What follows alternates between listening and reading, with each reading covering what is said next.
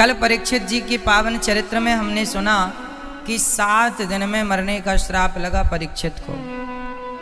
परीक्षित जी को जैसे ही पता लगा मुझे 7 दिन में मरना है, तुरंत गुरु की शरण में चले गए। गुरु बिन भवनिधि तरह न कोई, जो विरंची शंकर सम होय।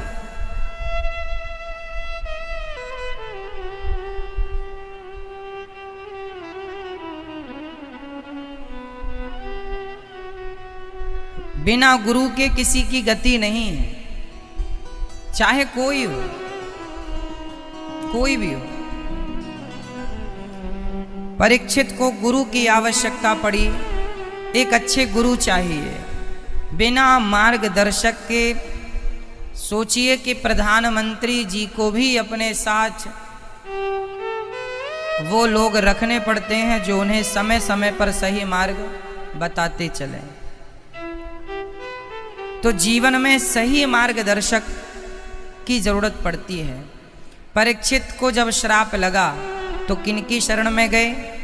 गुरु की शरण में। और गुरुदेव भगवान ने राजा परीक्षित को भागवत सुना के उन्हें मोक्ष का अधिकारी बना देते हैं। भागवत की कथा जब सुनी उनका कल्याण हो गया। प्रश्न भागवत जी का है, 7 दिन में जिसे मरना हो क्या करना चाहिए?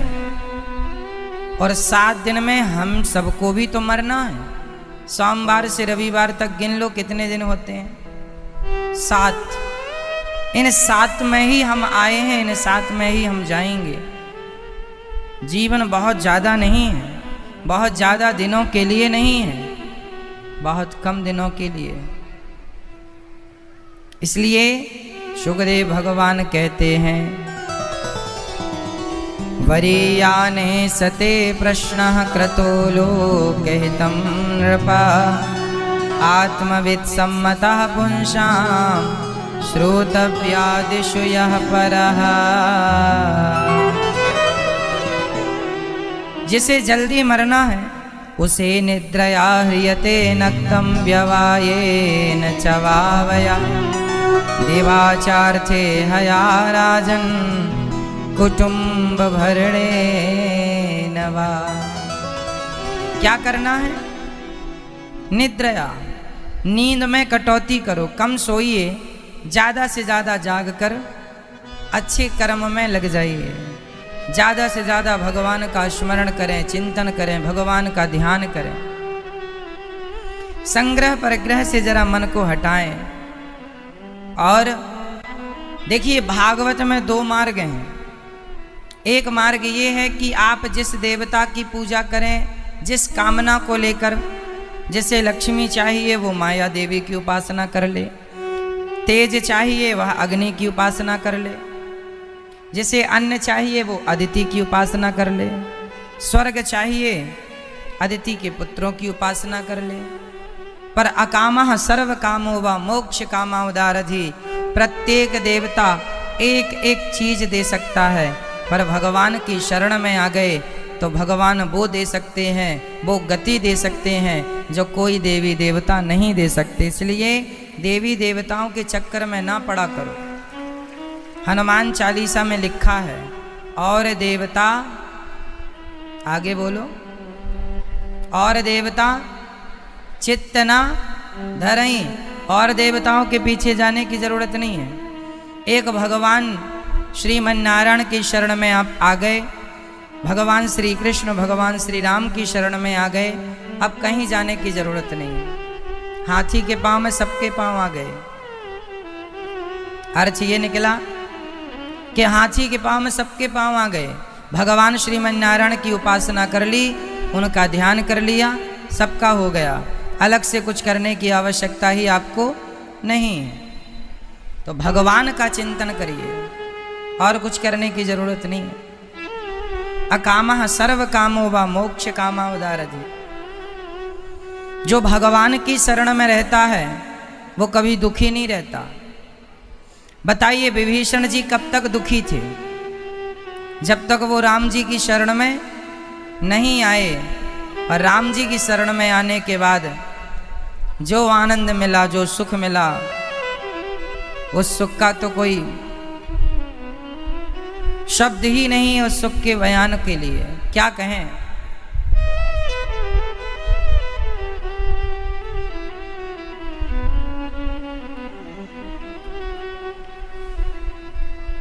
वो सुख परम सुख है।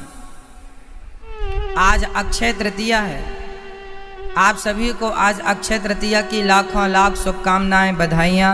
आप सभी का जीवन मंगलमय हो, भगवत कृपा से परिपूर्ण हो, भरा हुआ।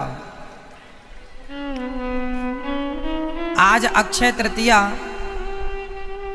इस अक्षय तृतीया को जो भी आप पुण्य करते हैं वह अक्षय हो जाता है, उसका कभी क्षय मीन्स कभी विनाश नहीं होता। उस पुण्य का, जो पुण्य आज आप करते हैं, और मुझे लग रहा है कि आप लोग कथा सुन रहे हैं, इससे बड़ा कोई पुण्य नहीं।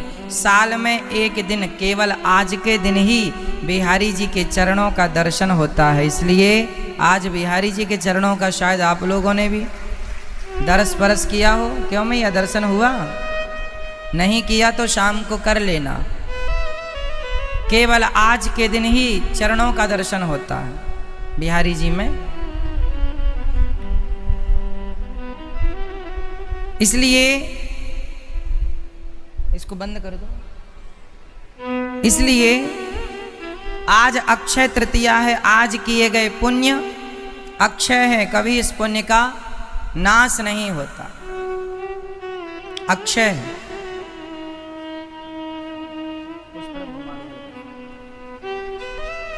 तो अक्षय पुण्य को देने वाले ये पर्व हैं। आज के दिन बद्रीनाथ जी का भी कपाट खुलता है। आज के दिन ही सतयुग और त्रेता युग की शुरुआत हुई थी। आज के दिन से सतयुग स्टार्ट हुआ था, आज के दिन से ही त्रेता युग की शुरुआत हुई। आज के दिन ही, आज का दिन ही वो दिन होता है जब कोई मुहूर्त, कोई पंचांग देखने की जरूरत नहीं होती। कोई भी शुभ काम करना चाहें बिना मुहूर्त के, आज का मुहूर्त सबसे शुभ होता है। जो भी शुभ काम करेंगे वो होगा। किसी भी शुभ काम की शुरुआत आज आप कर सकते हैं, किसी भी कार्य की शुरुआत आज आप कर सकते हैं, कोई भी कार्य हो।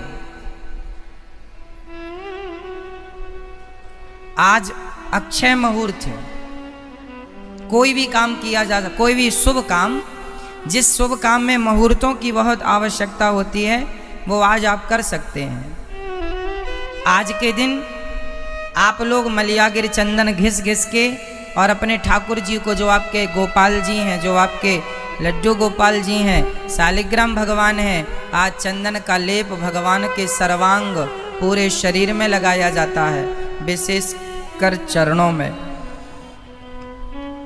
हम हिंदुओं की ये मान्यता रही है कि आज से ही गर्मी स्टार्ट होती है। अब तो देखो समय बदल गया, मार्च से ही गर्मी चालू हो जाती है। पर जब प्रकृति बिल्कुल संतुलित थी तब आज से गर्मी, आज से ही गांव में घड़े भरे जाते हैं। आज से गांव में क्या होता है, आज से ही घड़े का पानी लोग पीते हैं। आज से, आज घड़े भरे जाते हैं। आज आम का भोग भगवान को लगता है। मौसमी फल आ गया ना, आम का जो कच्चा आम है, छोटा छोटा आम मिलता ना भी, कच्ची केरी, तो ये जो कच्चा आम है खट्टा सा, इसकी चटनी आज से ही बननी शुरू होती है ना।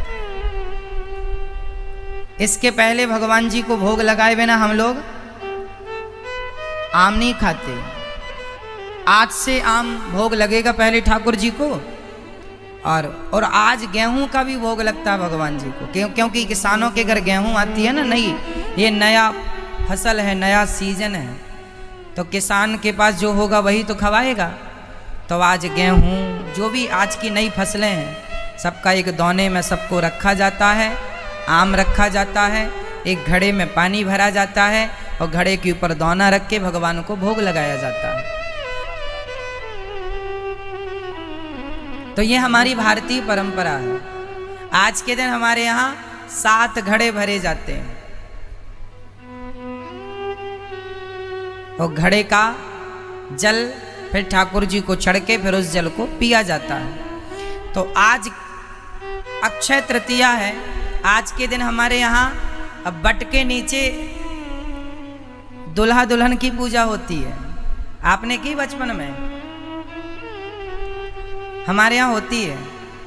वो बाजार में गुड्डा गुड्डी मिलते हैं ना, दुल्हा दुल्हन, हमारे यहाँ पुत्रा पुतरियाँ कहते हैं उनको, है ना, पुत्रा पुतरियाँ।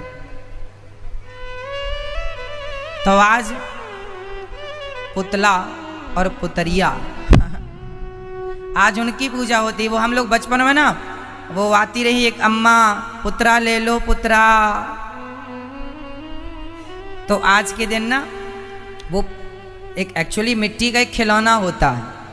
उस समय एक दुल्हा होता है, उसकी मूंछ होती है और एक दुल्हन होती है।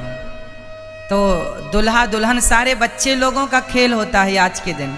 तो सब अपनी टोकनी में ये सब रखते हैं, पूड़ी रखते हैं, है ना, अचार विचार जो भी है, साग सब्जी सब रखते हैं और बट के नीचे जाते हैं। बट वृक्ष के नीचे जाते हैं और पुत्रा पुत्रियों का विवाह करते हैं आज के दिन, है ना। और सारे गांव के बच्चे बट वृक्ष के नीचे आज दोपहर गुजारते हैं, बढ़िया भजन कीर्तन हंसी मजाक करते हैं। बच्चों का खेल होता है ये। तो आज के इस पर्व को हमारे देश में बड़ी धूमधाम से मनाया जाता है। परंतु आज के आधुनिक युग में जहाँ गेमों का ज़माना आ गया, मोबाइलों का ज़माना आ गया, तो ये सब खेल सब लुप्त होते चले जा रहे हैं। अब लोग आज के बच्चे जानेंगे भी नहीं कि ये खेल क्या है, ये उत्सव क्या है, ये अक्षय तृतीया क्या है। तो इस तृतीया की बड़ी महिमा है। आज के दिन ठाकुर जी का पूजन जरूर करना चाहिए। आज के दिन भगवान से आप जो मांगेंगे ठाकुर जी वो जरूर देंगे। परंतु इसकी एक शर्त है कि आप सभी को आज से एक नियम बनाना होगा कि रोज भगवान जी को चंदन का आप लेप लगाएंगे। कुब्जा का नाम सुना होगा, भागवत जी में कथा आती है, कुब्जा भगवान को चंदन का लेप लगाती है और चंदन का लेप लगाती है। तो हमें भी भगवान श्री कृष्ण को, भगवान लड्डू गोपाल जी शालिग्राम भगवान को चंदन का लेप लगाना चाहिए। और तुलसी के पत्ते को भगवान श्रीमन्नारायण शालिग्राम गोपाल जी को तुलसी समर्पित करना चाहिए। और तुलसी समर्पित करके, और भगवान को तुलसी बड़ी प्रिय है, तो तुलसी आप समर्पित करें भगवान को। और तुलसी में आप या श्री राम लिखें या श्री कृष्ण लिखें और तुलसी में चंदन से लिख के भगवान को 11 तुलसी भगवान को अर्पित करें। और भगवान से ये प्रार्थना करें कि हे नाथ, मैं आपकी हूँ, मैं आपका हूँ, मैं अपने आप को आज आपके श्री चरणों में समर्पित कर रही हूँ या कर रहा हूँ। तो जब आप समर्पित कर देंगे अपने आप को, तो फिर आज से फिर जो आप कहेंगे भगवान आपकी सुनेंगे, क्योंकि अब आज से आप भगवान के हो गए। तो समर्पण आपको करना पड़ेगा, अपने आप को सौंपना पड़ेगा, फिर भगवान आपकी सुनेंगे। तो आप बताइए, आप में से कितने लोगों के यहाँ पुत्रा पुत्रियों की पूजा आज के दिन होती रही है पुराने समय पे? आप में से कितने लोगों ने बचपन में यह खेल खेला है? मैं आप जानती हो? आप नहीं जानते? बहुत लोग नहीं जानते, बहुत लोग जानते हैं। क्योंकि हमारा देश जो है ना, हमारा देश अनेक राज्यों की अपनी अपनी अलग अलग परंपराएं और मान्यताएं हैं। ठीक है?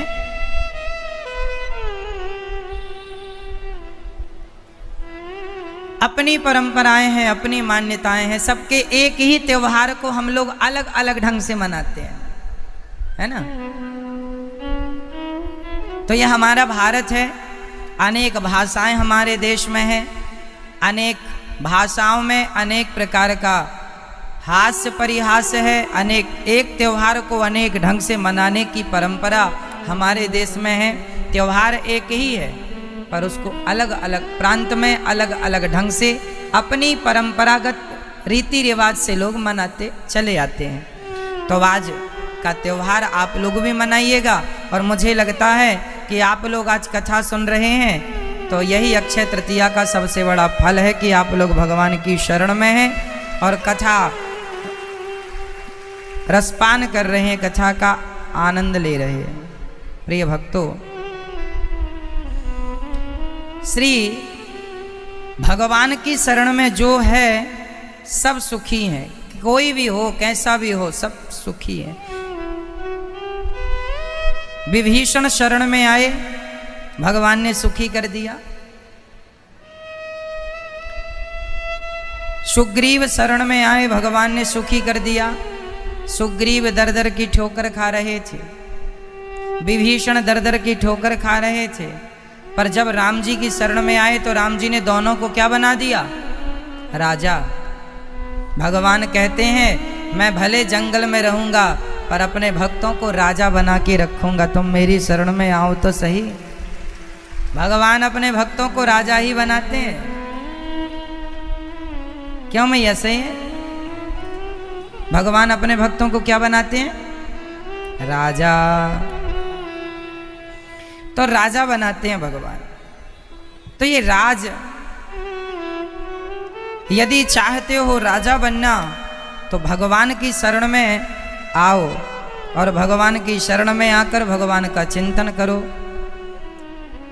भगवान की करुणा का वर्णन सुखदेव भगवान परीक्षित से कर रहे हैं। सुनो, जब भगवान श्री कृष्ण शांति दूत बन के गए पांडवों के यहाँ, कौरवों के यहाँ, तो दुर्योधन ने 56 भोग दिया, खाया नहीं। भगवान ने विदुरानी के घर गए और दुर्योधन की मेवा त्यागी साग विदुर घर खाई, सबसे ऊंची प्रेम सगाई। ये प्रेम भगवान को बहुत प्रिय है।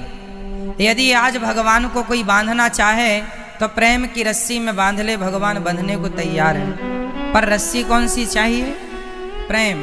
मोहन प्रेम बिना नहीं मिलते, चाहे कर लो कोटि उपाय।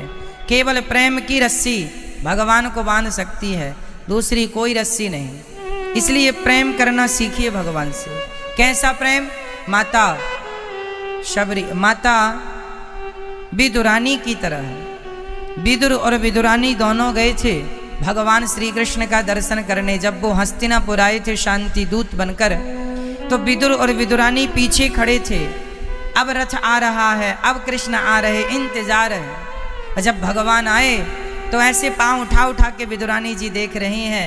मेरे कन्हैया पर एक नज़र पड़ जाती। आज जैसे आप लोगों ने बिहारी जी के दर्शन करने गए तो पांव उठा उठा के देख रहे थे कि नहीं? अपनी पांव एड़ी पूरी उठा के आप दर्शन ऐसे ऐसे कर रहे थे भगवान का, बिहारी जी का। ऐसे ही श्री माता विदुरानी भगवान श्री कृष्ण को देख रही थी। एक झलक तो दिख जाए, एक झलक तो दिख जाए। तो भगवान का दर्शन नहीं ही हुआ। विदुरानी रोने लगी। खड़े बगल में विदुर जी, क्या हुआ? बोले कन्हैया का दर्शन तो हुआ ही नहीं, इतनी भीड़ है, एक झलक भी नजर नहीं आई, एक बार भी दिखे नहीं। बहुत रोई, बहुत रोने लग गई।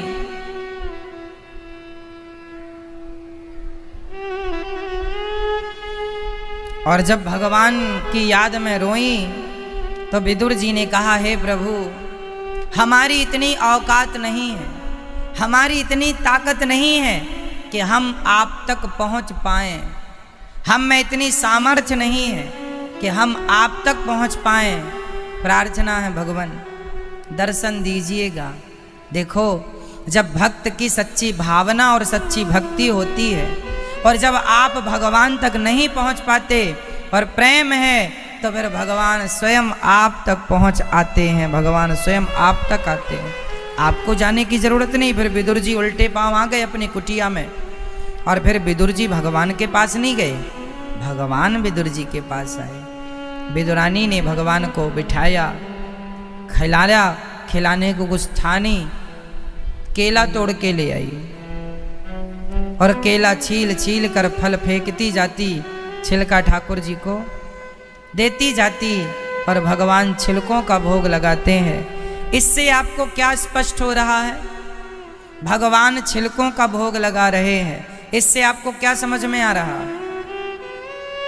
इससे ये समझना है कि भगवान को कोई भाव प्रेम श्रद्धा से कुछ खिलाए, जो कुछ खिलाए भगवान वो सब कुछ खाने को तैयार हैं।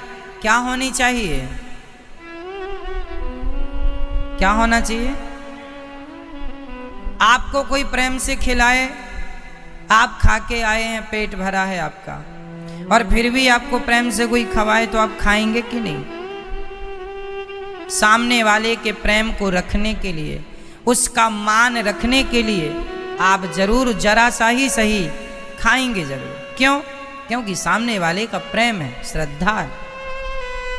जब आप प्रेम को इग्नोर नहीं करते, जब आप प्रेम को ठुकरा नहीं सकते, तो भगवान भला प्रेम को क्यों ठुकराएंगे? भगवान तो प्रेम का बड़ा सम्मान करते हैं।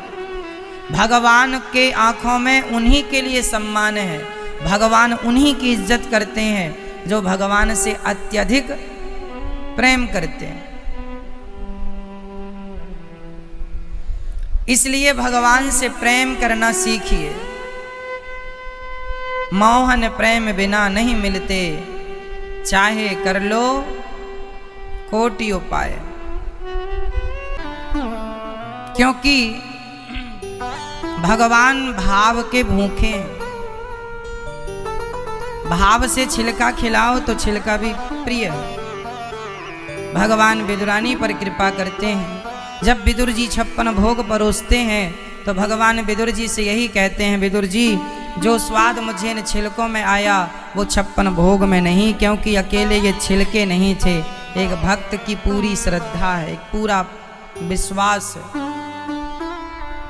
आपसे मेरा सवाल है, मैया बताओ भगवान को खाने में पसंद क्या है? क्या पसंद है खाने में भगवान को? 56 भोग चाहिए। भगवान को वो पसंद है जो आप श्रद्धा से देते हैं। सब कुछ पसंद है। एक बार स्वामी श्री रामानुजाचार्य जी जगन्नाथ जी चले गए, और जगन्नाथ जी जब पहुंचे तो वहां श्री रामानुजाचार्य जी ने देखा कि वहां के पुजारी लोग भगवान की पूजा ऐसे ही कर रहे हैं। कोई शुद्धता का ख्याल नहीं है, कोई शुद्धि नहीं है, कोई पवित्रता नहीं है, कोई वेदों का उच्चारण नहीं है, कोई विधि और विधान नहीं है। स्वामी रामानुजाचार्य जी ने सारे पुजारियों को बाहर किया, चलो तुम पूजा नहीं करोगे, जगन्नाथ जी की पूजा हम करेंगे। ऐसे थोड़ी पूजा की जाती है, विधि विधान से करो।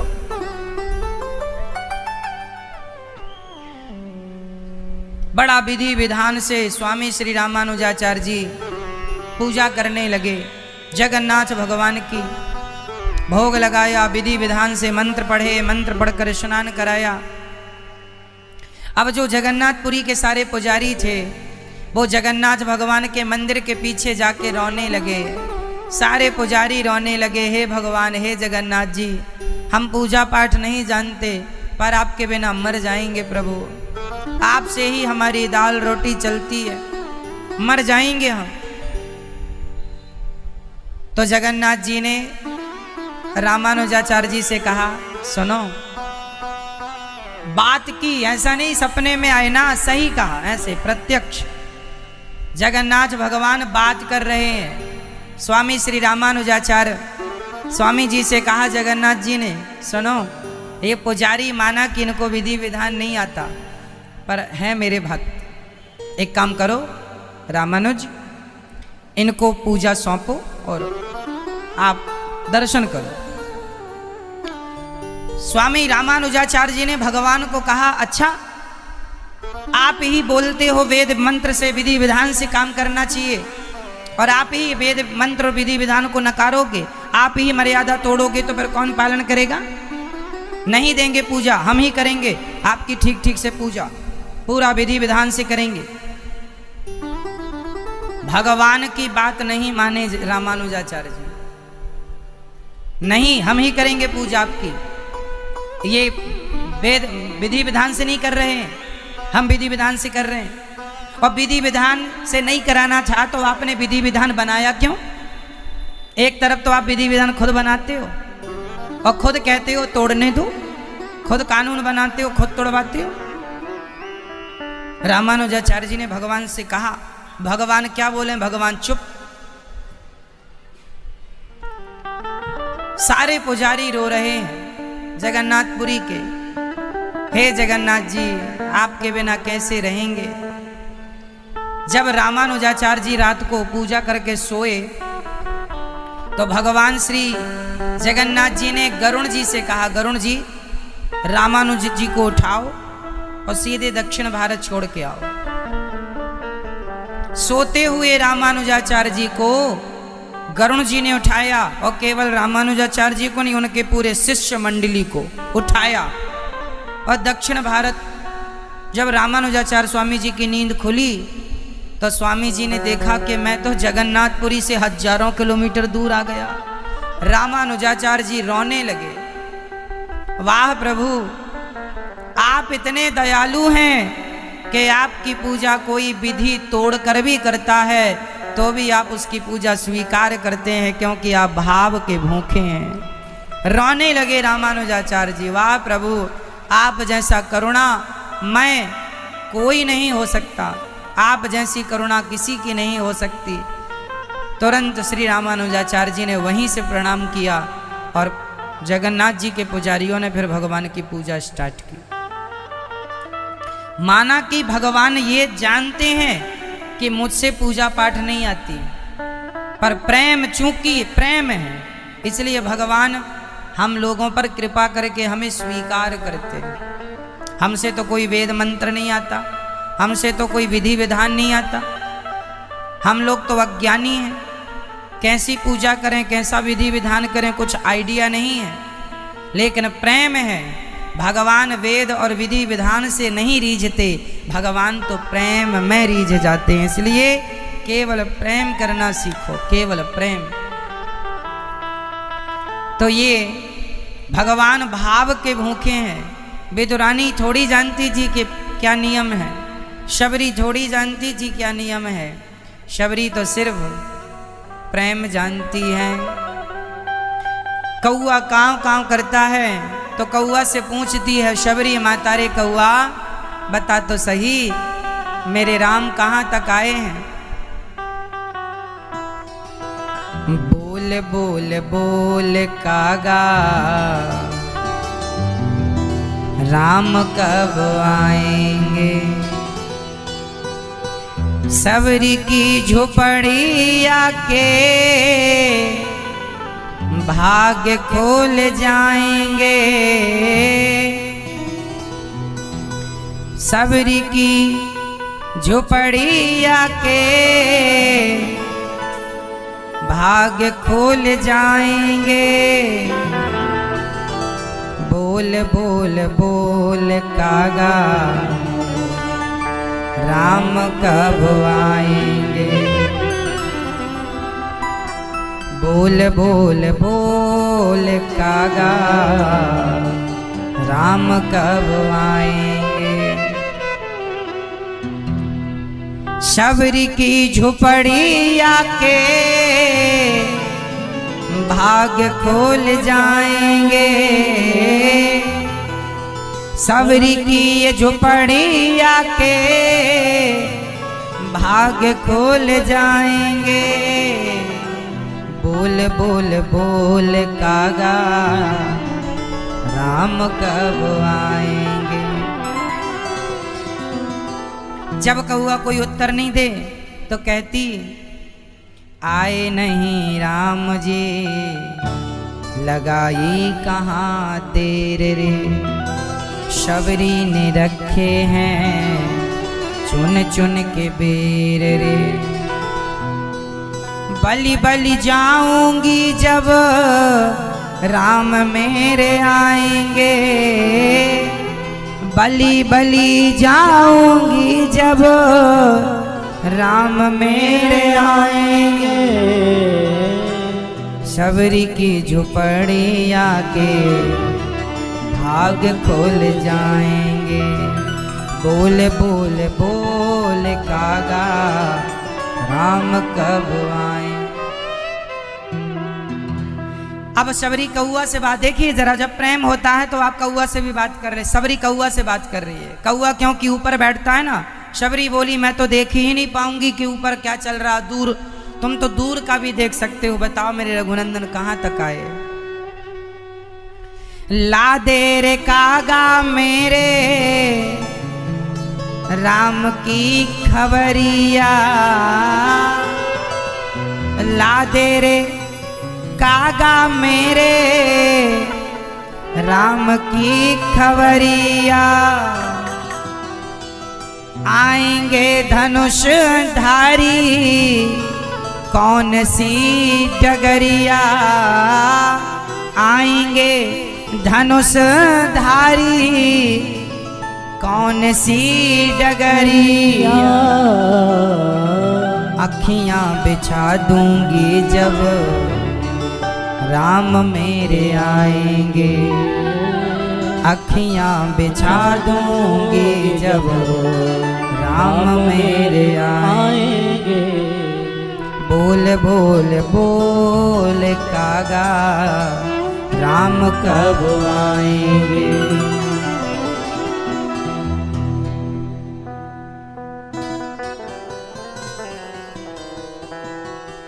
माता शबरी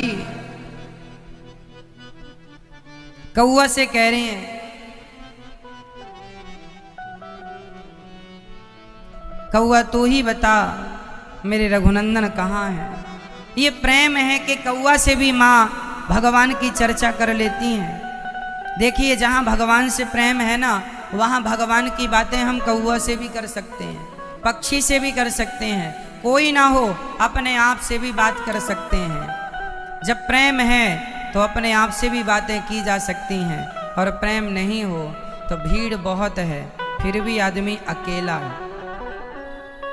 इसलिए सदा प्रेम में जिया करो, प्रेम में रहा करो। जब भगवान लीला पूरी करके गए, विदुर जी को भगवान याद कर रहे हैं, और विदुर जी मैत्रेय जी के पास गए, पूछा सृष्टि का क्रम, भगवान सृष्टि उत्पन्न कैसे करते हैं। तब भगवान श्रीमन्नारायण की नाभि से कमल हुआ, कमल में ब्रह्मा जी प्रकट हुए, ब्रह्मा जी से दो लोग पैदा हुए, मनु और शत्रुपा। मनु और शत्रुपा दो, मनु शत्रुपा की 5 संतानें हुई, आकुति, देवहूति, प्रसूति, प्रियव्रत, उत्तानपाद। आकुति का विवाह रुचि प्रजापति से हुआ, देवहूति का विवाह करदम जी से हुआ, प्रसूति का विवाह दक्ष प्रजापति से हुआ। आकुति के यहाँ यज्ञ भगवान हुए, देवहूति के यहाँ साक्षात कपिल भगवान, जिन्होंने अपनी माँ को सांख्य शास्त्र का उपदेश किया। और प्रसूति का विवाह दक्ष से हुआ।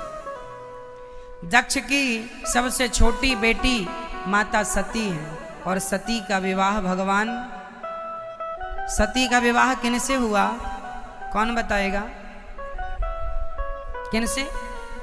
भगवान शिव से, भगवान शंकर जी से विवाह हो गया।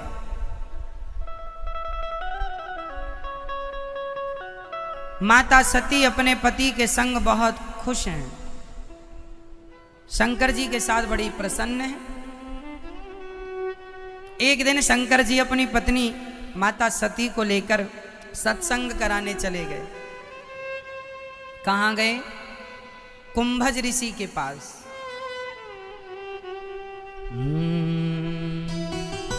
एक बार त्रेता युग माही शंभु गए, कुंभज ऋषि पाही संग सती जग जननी भवानी, पूजे ऋषि अखिलेश्वर जानी। एक बार भगवान शंकर माता सती को लेकर के गए। कहाँ गए? कुंभज मतलब अगस्त जी के पास। काहे के लिए गए? कथा सुनवाने। तो शंकर जी अपनी पत्नी को लेकर कथा सुनवाने गए अगस्त जी के पास। अगस्त जी ने शंकर जी के खूब चरण धोए, चरणामृत लिया और शंकर जी को प्रणाम करके बिठाया। सती जी को संदेह हो गया, ये कैसा वक्ता है, श्रोता के पांव धो धो के पीता है। ये कैसा वक्ता, ये क्या कथा सुनाएगा जो श्रोता के पांव धो धो के पीता। कई बार आपकी सरलता को लोग गलत अर्थ में ले जाते हैं। आप बहुत सरल हैं तो आपकी सरलता को लोग गलत अर्थों में ले जाते हैं। शंकर जी इतने सरल हैं और अगस्त जी इतने सरल हैं कि श्रोता के पांव धोकर पी रहे हैं, क्योंकि अगस्त जी जानते हैं ये भगवान शिव हैं। शंकर जी भी कथा सुनने के बड़े रसिक हैं, प्रेमी हैं। तो एक बार अगस्त जी आए, शंकर जी आए पत्नी को लेकर। अगस्त जी ने खूब राम कथा सुनाई। शंकर जी ने तो सुनी, पर सती जी उनका मन नहीं लग रहा था। जैसे आप कथा सुनने आए हैं तो जिनका मन कथा में है वो तो ध्यान से कथा सुनते हैं, पर जिनका मन नहीं लगता वो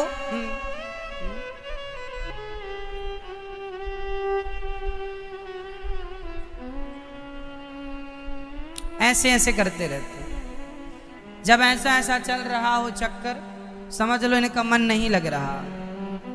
सती जी भी ऐसी सिर घुमा रही थी। शंकर जी ध्यान से कथा सुन रहे हैं और सती जी यहाँ देख रही हैं। क्यों देख रही हैं? क्योंकि शंकर जी की अगस्त जी में श्रद्धा है, जबकि सती की अगस्त जी में कोई श्रद्धा। जिन गुरु से कथा सुन रहे हैं उन गुरु के प्रति आपकी श्रद्धा होनी जरूरी है। यदि आपकी श्रद्धा है तो कथा का लाभ मिलेगा, श्रद्धा नहीं है तो कथा का कोई लाभ नहीं मिलना। अब सती कथा पूरी हो गई। शंकर जी प्रणाम करते हैं अगस्त जी को, चले। और वो युग कौन सा था? त्रेता युग। उस समय राम जी माता सीता की खोज करने चले। हे सीता, हे सीता कहाँ हो? हे खग मृग, हे मधुकर श्रेणी, तुम देखी सीता मृग नैनी। हे मेरी सीता तुम कहाँ हो? राम जी ढूंढ रहे हैं सीता को, और वहां से शंकर जी जा रहे हैं सती को लेकर। तो शंकर जी ने राम को प्रणाम किया। अच्छा, शंकर जी को किनका दर्शन हो गया? राम जी का। क्यों दर्शन हो गया? क्योंकि कथा सुन के आए हैं अभी अभी, और कथा सुनने का फल यही है। कथा भगवान का दर्शन कराती है, ये कथा का फल है। जो कथा सुनेगा उसे भगवान का दर्शन होगा होगा होगा, इसमें कोई किंतु परंतु नहीं है। कब होगा ये भगवान जाने, पर होगा जरूर। आप लोग बताइए, आज आप लोग कथा सुनने आए, कितने लोग सिर्फ कथा सुनने आते हैं, पर कथा सुनने के लिए तो आए हैं, पर लगे हाथ बिहारी जी का दर्शन भी हो जाता है। तो कथा ही तो भगवान का दर्शन करा रही है। कथा ना होती तो कौन भगवान को जानता?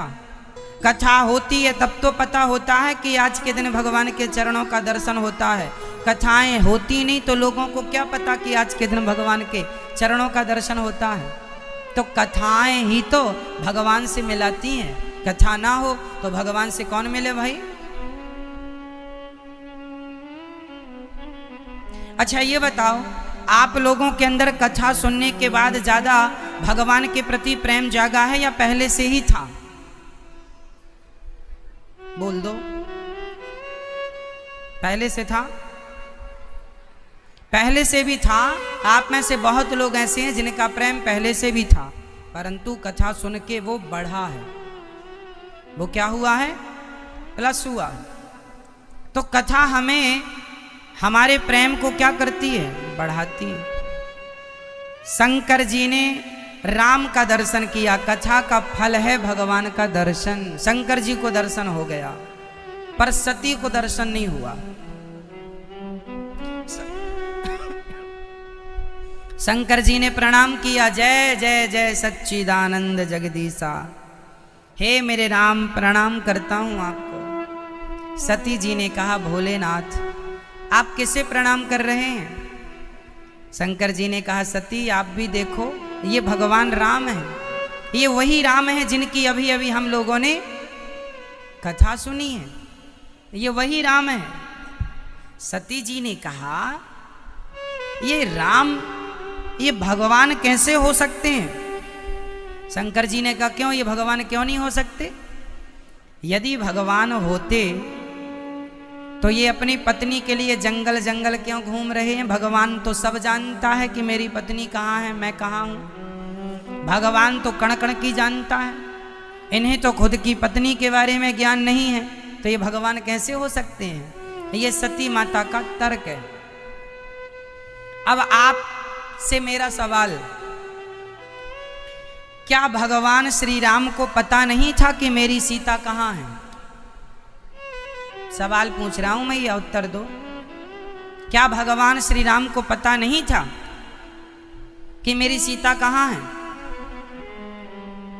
तो फिर क्यों नाटक कर रहे हैं राम जी? हे खग तुम ही बताओ, हे मृग तुम ही हे पशु पक्षी, हे लता पता, तुम ही बताओ मेरी सीता। अब बताइए, ये तो पागलों का कोई व्यवहार देख के अब कोई पेड़ों से बात करने, हे पेड़ मेरी पत्नी को देखा है क्या तुमने? हे पशु पक्षी क्या तुमने हमारी पत्नी को? ऐसा कोई कहे तो आदमी उसे पागल ही कहेगा, मेंटल ही कहेगा। क्यों?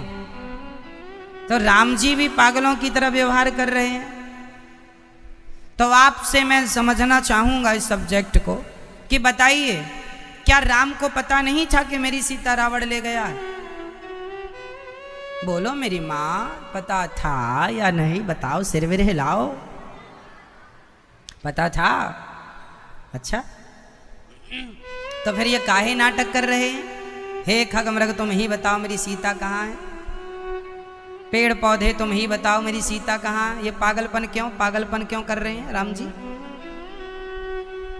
क्या उत्तर है आपके पास इसका? क्या कर रहे हैं ये? क्या? जोर से। हाँ, राम जी भगवान है, रामाख्य ईशम हरिम। ये राम स्वयं भगवान नारायण है। जब राम का जन्म हुआ था तब राम चतुर्भुज में प्रकट हुए, चतुर्भुज रूप। भय प्रकट कृपाला दीन दयाला कौशल्या हितकारी। कौन प्रकट हुआ? हम लोगों का जन्म होता है, राम जी का जन्म नहीं हुआ। राम जी तो क्या हुए? प्रकट हुए। भय प्रकट कृपाला दीन दयाला। जैसे सवेरे 5:30 बजे सूर्य, 5:45 बजे सूर्य भगवान प्रकट हो जाते, उसी तरह भगवान राम क्या हुए? प्रकट हुए। राम का जन्म नहीं हुआ हमारी और आपकी तरह। राम जी तो भय प्रकट कृपाला दीन दयाला कौशल्या हितकारी, हर्षित महतारी मुनि मनहारी अद्भुत रूप निहारी। भगवान प्रकट हुए, और कैसे? चतुर्भुज रूप में। 4 हाथ, आयुध बुध चारी, भूषण बनमाला, नयन विशाला, शोभा सिंधु खरारी। अब पैदा होते ही माला पहन ली भगवान ने, तो कोई सामान्य बच्चे का जन्म थोड़ी है। आयुध बुध भुज चारी, चारों हाथ में शंख चक्र गदा पद में लेकर भगवान श्री राम। तो ये राम जी भगवान हैं, ये कोई सामान्य मनुष्य कौन है मेरी माँ? मनुष्य तो नहीं है। बताइए, राम जी मनुष्य हैं या राम जी भगवान हैं? कैसे सिद्ध करोगे कि भगवान है? कोई आपसे पूछ ले कि राम जी मनुष्य हैं कि भगवान है, तो आप क्या कहोगे? आप कहोगे भगवान है। फिर वो कहेगा कैसे भगवान है, सिद्ध करो। आप कैसे सिद्ध करेंगे? मैया, ओ मेरी माँ, नींद आ रही हो तो बता देना।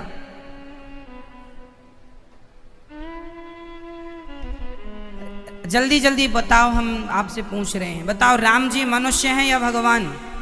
जोर से। तो भगवान है, कैसे सिद्ध करेंगे आप? क्या है भगवान जैसा उनके अंदर? क्या?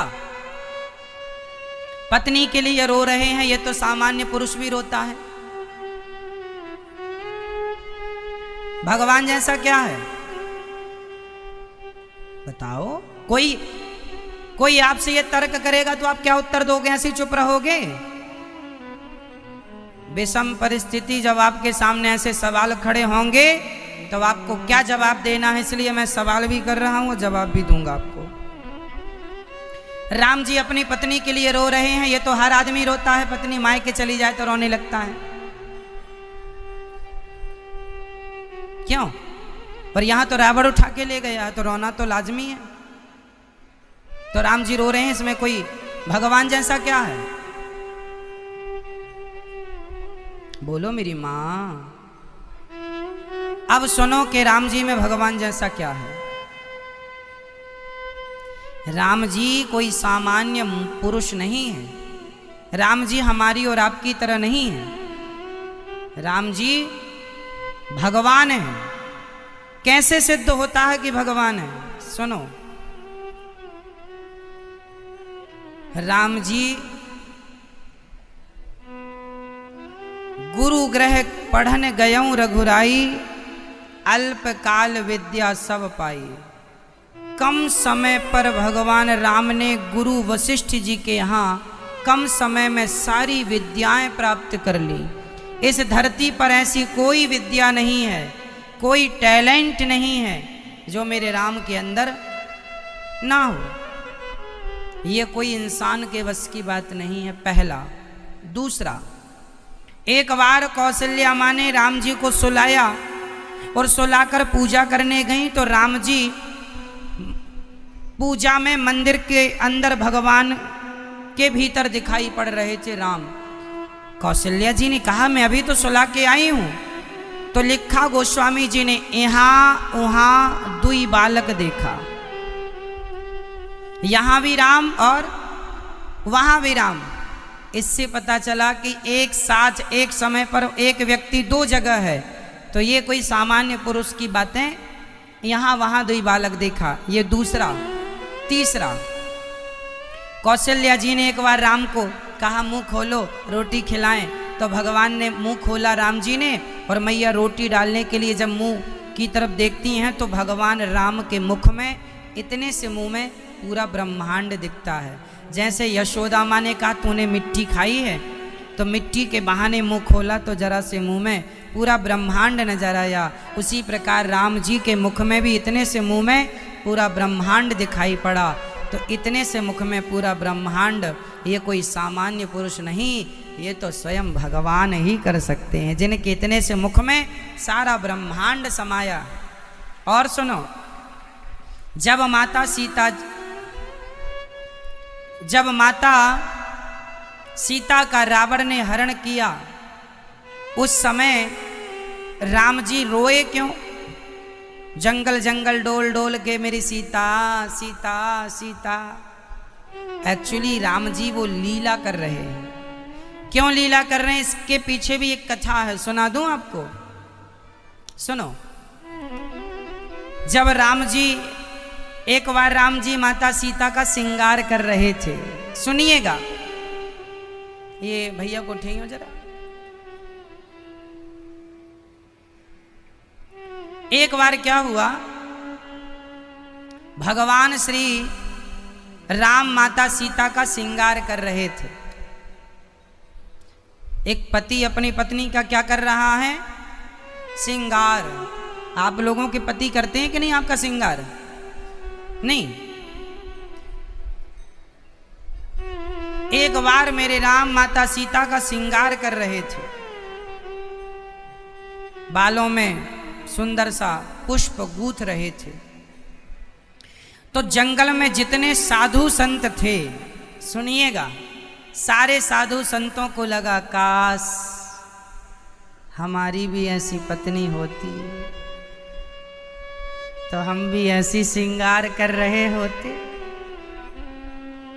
जितने जंगल में साधु राम राम जपने वाले थे, सबका मन डामाडोल हो गया। सबके मन में आया काश मेरी भी पत्नी होती तो मैं भी उसके बालों में गजरा लगा रहा होता। अब राम जी को लगा, अब सारे साधुओं ने एक पत्थर उठाया और पत्थर उठा उठा के छैनी हथौड़ों से पत्थर की कटिंग चालू कर दी। माला वाला छूट गया, भजन वजन छूट गया, पत्थर की कटिंग चालू।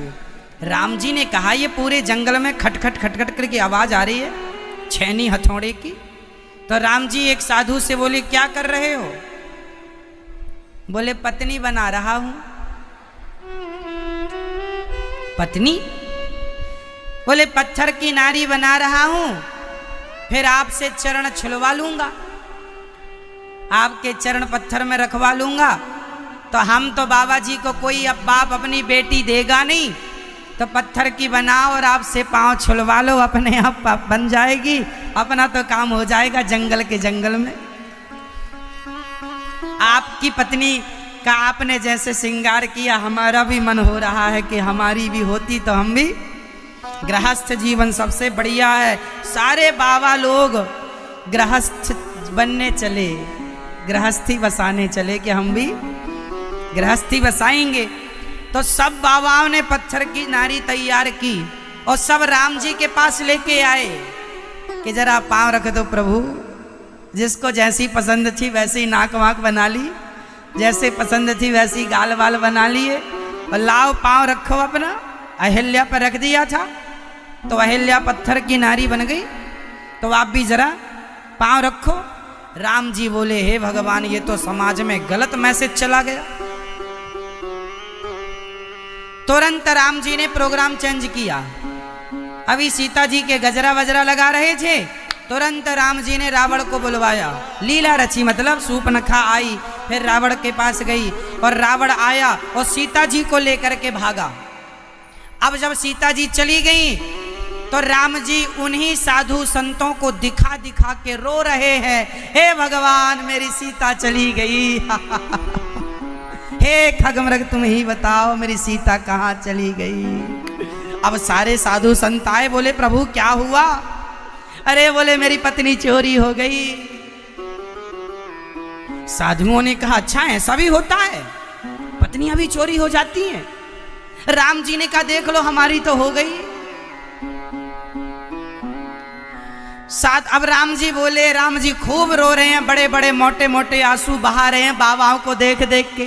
बाबाओं ने कहा हे प्रभु आप रो रहे हैं? भगवान बोले हाँ, प्यार किया है तो रोना भी पड़ेगा। अब रो रहे हैं तो संतों ने कहा हमारी पत्नी कोई उठा के ले जाएगा तो क्या हमें भी रोना पड़ेगा? राम जी बोले बिल्कुल रोना पड़ेगा। संतों ने कहा प्रभु हम तो रो नहीं पाएंगे।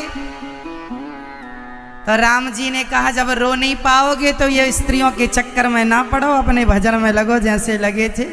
सारे बाबाओं ने अपनी अपनी पत्नियां विसर्जन की, पानी में छोड़ी। इनके चक्कर में ना पड़ो, नहीं भजन वजन हो ना पाएगा। राम जी ने कहा हम पढ़े हैं, हम ही पढ़े रहने दो, है ना।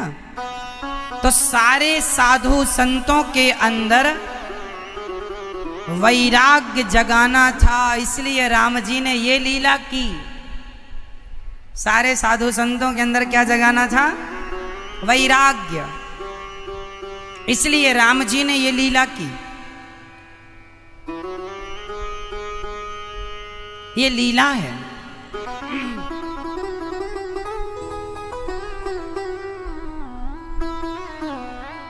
ऐसी लीला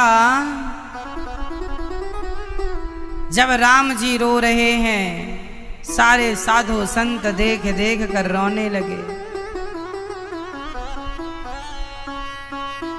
इसलिए राम जी कोई सामान्य पुरुष नहीं, भगवान है। बिना खंबे का सेतु बनाना, रावण जैसे महादिग्गज को मार डालना किसी इंसान के बस की बात नहीं है। प्रिय भक्तों, एक अद्भुत बात समझिएगा।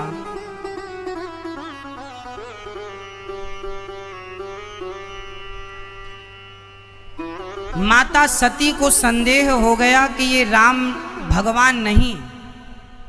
शंकर जी ने बहुत समझाया माता सती को कि ये भगवान है, लीला कर रहे हैं, सती मान जाओ। सती नहीं मानी, बोले मैं परीक्षा लूंगी। तो सती जी सीता बन के राम के आगे खड़ी हो गई। मैं आ गई रावण के पास से। राम जी ने कहा, माता जी जंगल में अकेली हो, पिताजी कहाँ हैं, शिव जी कहाँ हैं? सती जी बोली, मैं तो सीता बन के खड़ी हूँ। शंकर जी ने कहा, स्वरूप बदला जा सकता है, स्वभाव नहीं बदला जा सकता। आपने स्वरूप तो सीता का बना लिया, स्वभाव कहाँ से लाएंगे सीता का? आपने कैसे पहचान लिया मुझे?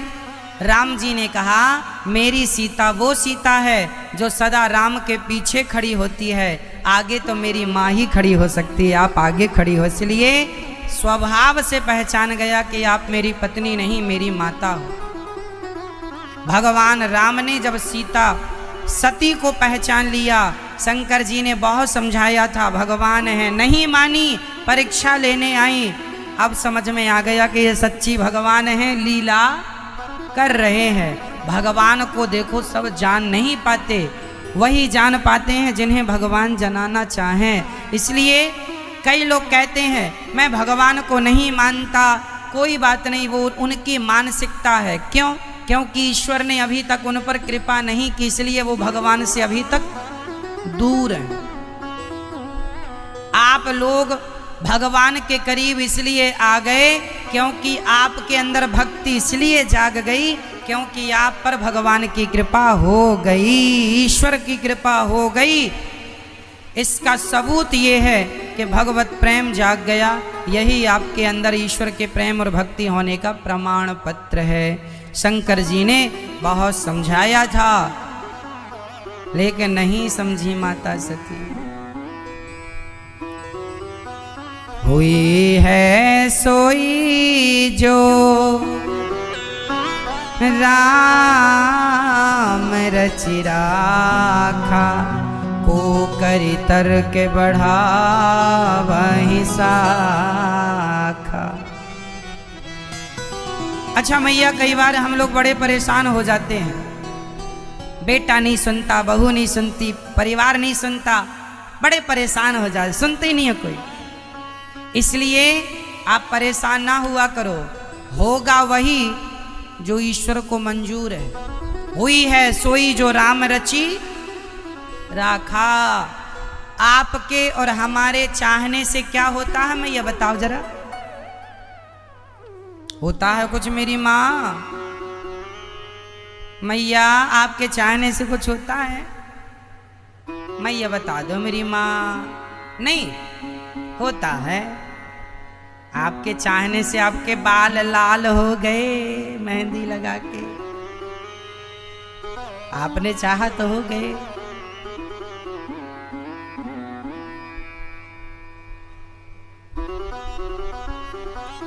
कुल मिला के यदि हम गहराई की बातें करें तो ये स्पष्ट होता है कि हमारे और आपके चाहने से कुछ नहीं होता।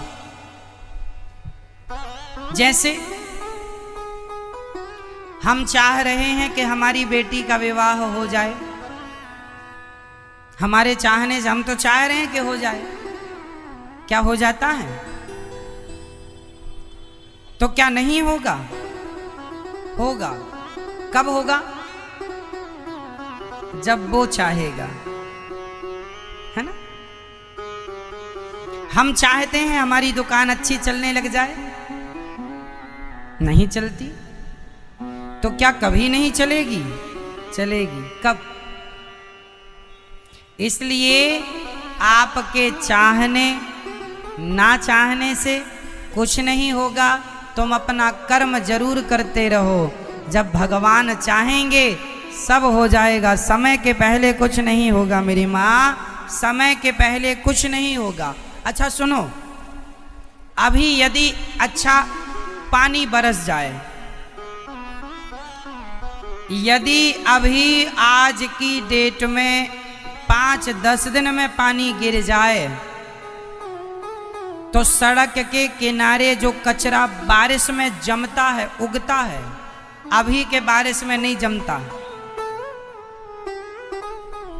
कितना भी पानी गिर जाए, लेकिन जब मई जून का पानी गिरेगा, जून का और जुलाई का पानी गिरेगा, तब सड़क के किनारे जो कचरा है वो निकल आता है, उग जाता है। कचरे का बीज तो अभी भी पड़ा है, पानी अभी भी बरस जाए तो वो कचरा अंकुरित नहीं होता। क्या ये सही बोल रहा हूं? जैसे किसान खेत में पानी डालता है, पर पानी डालते ही कचरा नहीं पैदा होता, वो कचरा अपने समय से पैदा होता है। बारिश का कचरा बारिश में और सर्दियों का कचरा सर्दियों में। आप पानी कितना भी डाल दो, पर कचरा अपने सीजन अपने मौसम से उत्पन्न होगा। सड़क बारिश जब होती है तो सड़क के किनारे कितनी घास वास आ जाती है, अभी पानी गिरेगा तो अभी वो घास नहीं पैदा होगी, पर बारिश जून और जुलाई का पानी गिरेगा तो ही वो पैदा होगी। समय के पहले कचरा भी नहीं निकलता, तो समय के पहले आपका काम कैसे हो जाएगा? भगवान जो करेंगे जब समय आएगा तब होगा। इसलिए इंतजार करना सीखिए, कर्म करते रहिए, भगवान पर विश्वास रखिए और टेंशन फ्री होके जिंदगी जियो। जब समय होगा हो जाएगा। समय के पहले कुछ होने वाला नहीं है मेरी माँ, इसलिए समय का इंतजार करना सीखो। शंकर जी बहुत समझाए माता सती को, पर हुई है सोई जो राम रचि राखा, को करि तरक बढ़ावहि शाखा। होएगा वही जो भगवान को मंजूर होगा। ईश्वर को जो मंजूर है वही होना है, वरना कुछ भी नहीं। इसलिए भगवान पे सब छोड़ दो, जो करेंगे ठाकुर जी। कर्म तुम करते रहो, भगवान पे विश्वास रहा आए। शंकर जी ने सती को समझाया, नहीं मानी, परीक्षा लेने गई, परीक्षा में फेल होके आ गई। शंकर जी ने माता सती का त्याग कर दिया। जो पत्नी अपने पति की बात ना माने, शंकर जी ने बहुत समझाया, नहीं माना सती जी ने। तो अब शंकर जी के पास एक ही ऑप्शन था, त्याग कर दो। अब क्या करेंगे? समझा ही सकता है आदमी, मानना ना मानना आपका अपना धर्म है।